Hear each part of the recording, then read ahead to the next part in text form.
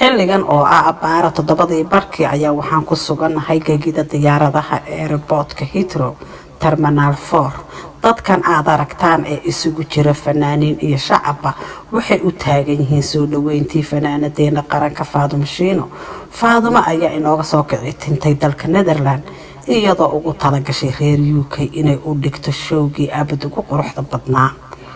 haddaba waxaa reer UK loo sheegayaa in ay ka maqnaanin showga ka dhici doona Hiddo Restaurant iyo 23 February 2019 oo ku beegan maalin Sabti ah.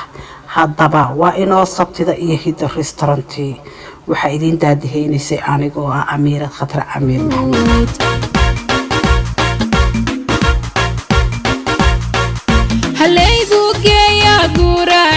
garowayo galcaldeen gabaynaanu guuraan go'aanku gaaray aniga meen golaha bayo hiran gobweyn dalxiisku gaaraan